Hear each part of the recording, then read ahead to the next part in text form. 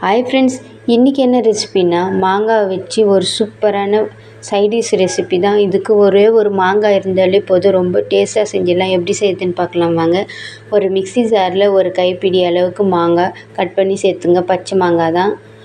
கூடவே வெங்காயம், பூண்டு, காஞ்ச மிளகாய், உப்பு இதெல்லாம் சேர்த்து நல்லா கொரகொரப்பாக அரைச்சி எடுத்துகிட்டு வந்துங்க. தண்ணி சேர்க்கக்கூடாது. தண்ணி சேர்க்காமல் நல்லா அரைச்சி எடுத்துகிட்டு வந்துங்க. இது அப்படியே ஒரு பக்கம் இருக்கட்டும்.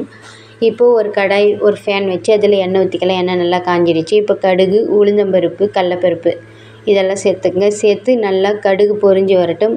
பொரிஞ்சு வந்ததுக்கு ஒரு கைப்பிடி அளவுக்கு கருவேப்பிலை சேர்த்துக்கலாம். கருவேப்பிலை சேர்த்து நம்ம அரைச்சி வச்சுருந்த அந்த மாங்காய் பேஸ்ட்டை சேர்த்து நல்லா எண்ணெயிலே வதக்கி விடுங்க. இது நம்ம பச்சையாக தான் அரைச்சிருக்கோம், அதனால் பச்சை வாசனை போகிற அளவுக்கு நல்லா வதக்கி விடுங்க. நல்லா வதங்கி சுருண்டு வரட்டும்.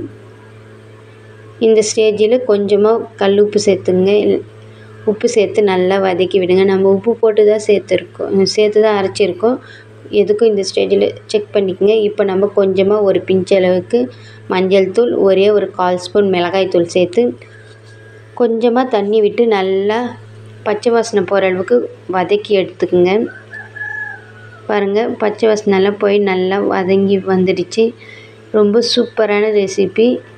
சுட சுட சாதத்தோடு அப்படியே சாப்பிட்லாம், இல்லைன்னா சைடிஷ்ஷாகவும் சாப்பிட்லாம். வீடியோ பிடிச்சிருந்தா லைக் பண்ணுங்கள், ஷேர் பண்ணுங்கள், கமெண்ட் பண்ணுங்கள். மறக்காமல் நம்ம சேனலை சப்ஸ்கிரைப் பண்ணிங்க. அப்போ தான் நான் போகிற குக்கிங் வீடியோலாம் உங்களை வந்து சேரும். தேங்க்யூ ஃபார் வாட்சிங். டாட்டா, பை பை. மறக்காமல் சேனலை சப்ஸ்கிரைப் பண்ணிக்கோங்க.